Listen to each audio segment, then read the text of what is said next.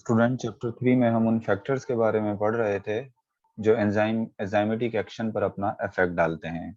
और उन फैक्टर्स में हम टेम्परेचर के बारे में बात कर चुके, पीएच के बारे में भी बात कर चुके। आज हम जिन टू फैक्टर्स को डिस्कस करेंगे जो कि एंजाइम की एक्टिविटी पर अपना असर डाल सकते हैं, एक एंजाइमेटिक कंसंट्रेशन और दूसरा जो है वो है सबस्ट्रेट कंसंट्रेशन। तो देखते हैं कि एंजाइमेटिक कंसंट्रेशन और सबस्ट्रेट कंसंट्रेशन जो है वो एंजाइमेटिक एक्टिविटी पर जो है या एंजाइमेटिक एक्शन पर किस तरह से असरअंदाज होते हैं। तो देखें, अगर हम बात करें एंजाइमेटिक कंसंट्रेशन की, तो पहले तो चलें सबसे पहले एक सिंपल सी एक एग्जांपल देख लें। मिसाल के तौर पे मेरे पास बहुत सारे जो हैं ये सबस्ट्रेट हैं। ये बहुत से फॉर एग्जांपल ये 100 सबस्ट्रेट है मेरे पास, सही ना। अब ये मेरे पास क्या है, एक एंजाइम इस वक्त एक है। एक क्या है मेरे पास, एंजाइम है।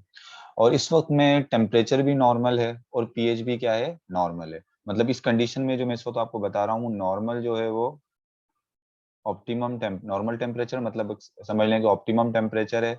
और इस एंजाइम के लिए जो पीएच है वो भी क्या है, वो भी नॉर्मल है, मतलब ऑप्टिमम जो है वो पीएच है। अब मिसाल के तौर पे मैं कहता हूँ कि एक सबस्ट्रेट को प्रोडक्ट में कन्वर्ट करने के लिए जो है वो एक एंजाइम को 1 सेकंड चाहिए।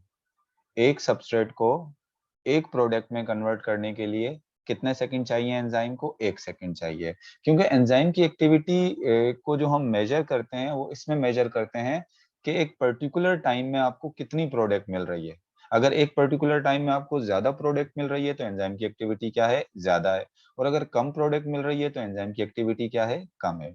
अब मिसाल के तौर पे देखें, अगर मैं इसी कंडीशन को रखता हूं कि मेरे पास 100 सबस्ट्रेट हैं और एंजाइम मेरे पास कितने हैं, एंजाइम मेरे पास इस वक्त सिर्फ एक है। ये सबस्ट्रेट है और ये मेरे पास क्या है, एंजाइम है। अब एक सबस्ट्रेट को एक प्रोडक्ट में कन्वर्ट करने के लिए 1 सेकंड चाहिए। तो इसका मतलब क्या हुआ कि ये एक एंजाइम अगर इन 100 सबस्ट्रेट को प्रोडक्ट में कन्वर्ट करेगा तो इसको कितने सेकंड लग जाएंगे, 100 सेकंड।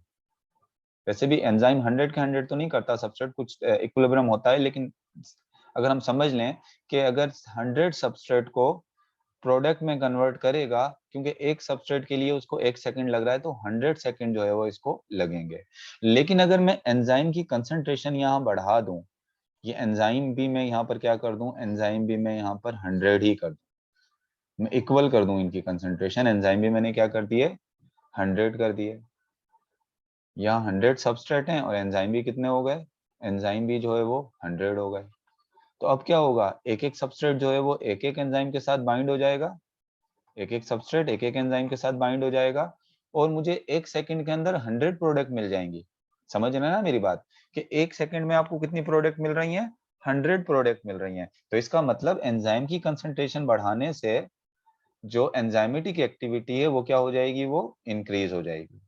तो मतलब अगर टेम्परेचर नॉर्मल है, पीएच भी जो है वो नॉर्मल है और सबस्ट्रेट की कंसंट्रेशन अच्छी खासी है, तो उस वक्त एंजाइम की कंसंट्रेशन जो है वो एंजाइमेटिक एक्टिविटी के क्या होगी, डायरेक्टली प्रोपोर्शनल होगी। मतलब जब आप एंजाइमेटिक एक्टिविटी बढ़ाएं, एंजाइम के नंबर्स बढ़ाएंगे तो एंजाइमेटिक एक्टिविटी क्या होगी, बढ़ जाएगी। चलें अब आपकी बुक में देख लेते हैं कि आपकी बुक जो है वो क्या कह रही है। तो देखो आपकी बुक कहती है, provided that the substrate concentration is maintain at a high level. मतलब जिस तरह मैंने आपको बताया आपके पास हाई लेवल है किसका, सबस्ट्रेट कंसंट्रेशन का।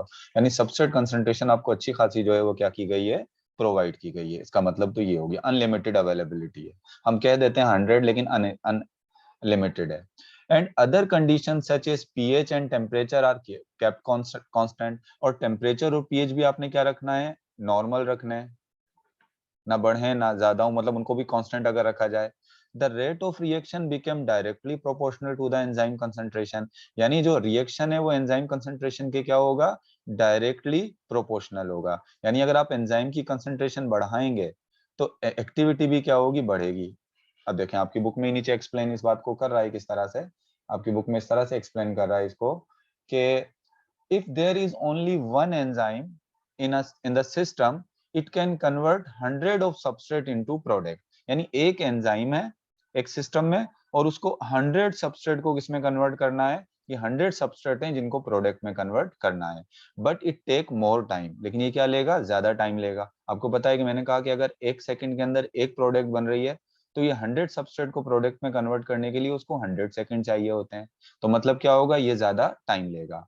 By increasing concentration of enzyme, the number of active site became more available and the rate of conversion of substrate into product became fast। मतलब अगर मैं यहाँ पर क्या करूं, एंजाइम की कंसंट्रेशन बढ़ा दूं। ये देखिए मैंने एंजाइम की कंसंट्रेशन क्या है, बढ़ा दी। जब आपने एंजाइम्स के नंबर बढ़ा दिए, तो आपने क्या किया, एक्टिव साइट के नंबर भी तो बढ़ाए ना, क्योंकि रिएक्शन कहाँ पर होता है, एक्टिव साइट में। तो जितने ज्यादा एक्टिव साइट हैं, उतना ही ज्यादा जो है वो सबस्ट्रेट जो है वो किसके साथ, एंजाइम के साथ बाइंड होगी, और उतनी ही जल्दी जो है वो किसमें कन्वर्ट हो जाएगी, वो प्रोडक्ट के अंदर कन्वर्ट हो जाएगी।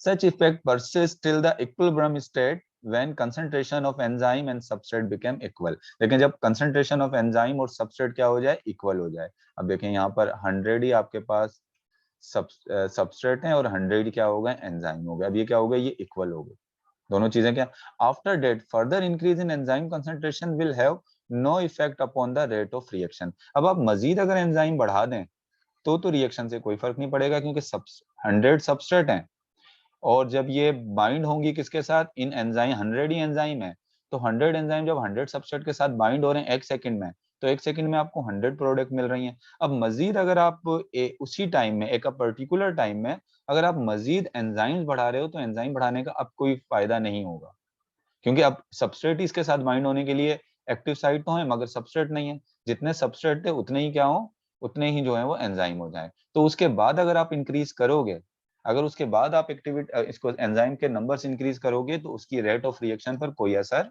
नहीं पड़ेगा। तो हम ये बात कह सकते हैं का increase in the concentration of enzyme is directly proportional. मतलब इसको अगर मैं इस तरह से लिख दूं कि enzyme concentration is directly proportional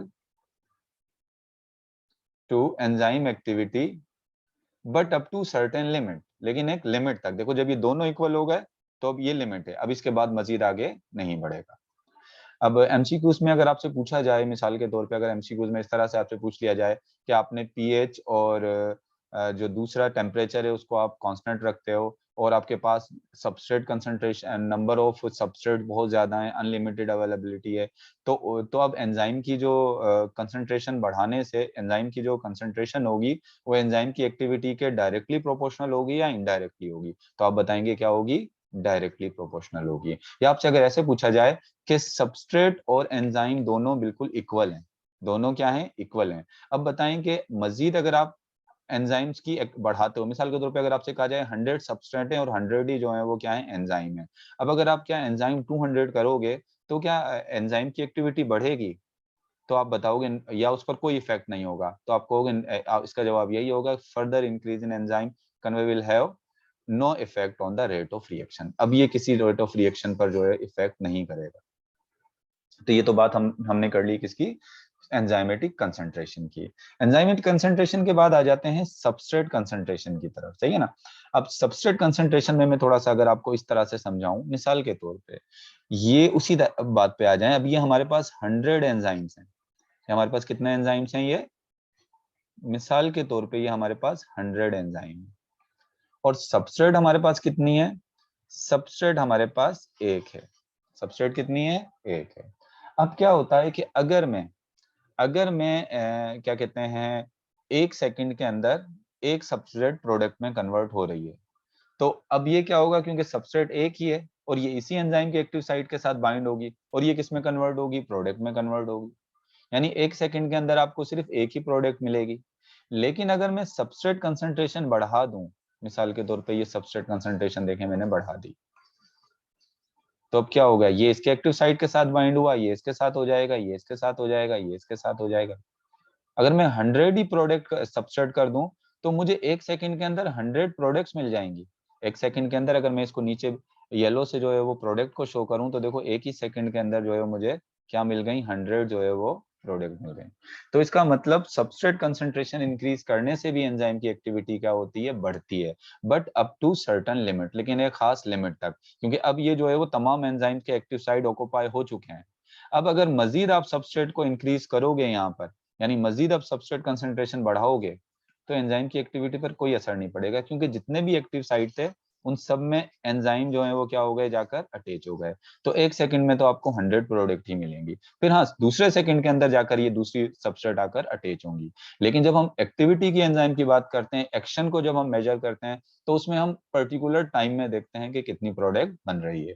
तो चलें आपकी बुक के अंदर देखते हैं क्या कह रहा है आपकी बुक के अंदर। When other condition such as pH, temperature are kept constant, मतलब अगर आप दूसरी कंडीशन जैसे टेम्परेचर है और पीएच उसको कांस्टेंट रख रो, and the concentration of enzyme is maintain at higher level, और एंजाइम की कंसंट्रेशन भी आपने क्या की हुई है, बहुत हाई लेवल पर है, यानी यहाँ बहुत ज्यादा क्या है, ये एंजाइम्स हैं। उसके बाद क्या कहता है, the increase in substrate concentration increase the velocity of enzymatic reaction at first, यानी अब अगर आप सबस्ट्रेट कंसंट्रेशन को इंक्रीज करोगे तो एंजाइम की एक्टिविटी क्या होगी, इंक्रीज होगी। मिसाल के तौर पे ये सबस्ट्रेट है, ये बाइंड हो जाएंगे किसके साथ, एक्टिव साइट के साथ, और एंजाइम की एक्टिविटी क्या होगी, ये इंक्रीज होगी फर्स्ट।